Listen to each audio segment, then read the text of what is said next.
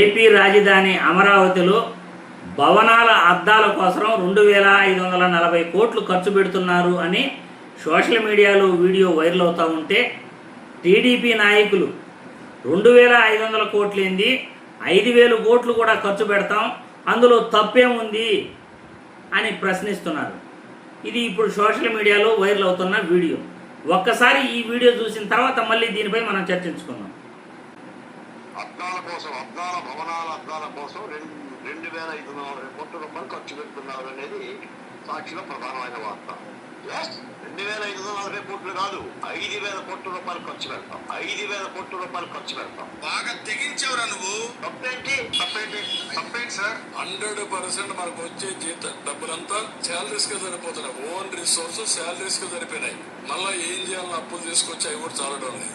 5000 కోట్ల రూపాయలు ఖర్చు పెడతాం. నువ్వు మెడికల్ కాలేజ్ కట్టడానికి నీకు డబ్బులు ఉండవు, నీకు ఆరోగ్యశ్రీ కట్టడానికి డబ్బులు ఉండవు, నీకు ఫీజు రీఎంబర్స్మెంట్ ఇవ్వడానికి డబ్బులు ఉండవు. 5000 కోట్ల రూపాయలు ఖర్చు పెడతాం. అప్పటికే 3,70,000 కోట్లు అప్పులు చేసి ఈ అప్పు తీర్చడమే ఓ పెద్ద బాధ్యతగా నెక్స్ట్ ప్రభుత్వం అంటే ఏదైనా వస్తే చంద్రబాబు నాయుడు పడేసే పెద్ద అప్పు తీర్చడమే దాని ఏకైక కర్తవ్యంగా ఉండే రకంగా ఒక్క అమరావతిని చూస్తేనే అర్థమవుతుంది. మిగిలిన వాటి గురించి నేను పోవట్లా. ఇది ఒక్కటి చాలు. ఇది ఒక్కటే మొత్తం రాష్ట్రాన్ని ఎట్లా ముంచుతున్నాడు అనడానికి అర్థమైన వాళ్ళందరూ నిలదీయాలి. చూసారుగా టీడీపీ నాయకులు బరితెగింపు. రాష్ట్ర ఆర్థిక పరిస్థితి బాగలేదంటారు, చేతిలో చిల్లి గవ్వలేదంటాడు చంద్రబాబు నాయుడు. ఉద్యోగులకు జీతాలు ఇచ్చేదానికి కూడా డబ్బులు లేదంటాడు. మరి అప్పులు చేసి రాష్ట్రాన్ని అభివృద్ధి బాటలో ముందుకు పోనివ్వాలా, సంపద సృష్టించాలా, లేకపోతే విచ్చలవిడిగా 2500 కోట్లు కాదు నేను 5000 కోట్లైనా ఖర్చు పెడతాము అని బరితెగించి మాట్లాడాలా? మీరే చెప్పండి. ఆరోగ్యశ్రీకి డబ్బులు లేదంటారు, ఫీజు రీయింబర్స్మెంట్కి డబ్బులు లేదంటారు, మెడికల్ కాలేజీల నిర్మాణాలకి డబ్బులు లేదంటారు, అద్దాల భవనాల కోసం, సోకుల కోసం, ఆడంబరాల కోసం, ఉన్న బిల్డింగ్లు ఉండగా మళ్ళీ కొత్త బిల్డింగులు కట్టేదానికోసం అప్పులు చేసి మరి లక్షల కోట్లు అప్పులు చేసి మరి డబ్బులు విచ్చలవిడిగా ఖర్చు పెడతామంటారు. ఎవడబ్బ సొమ్ము ఇదంతా?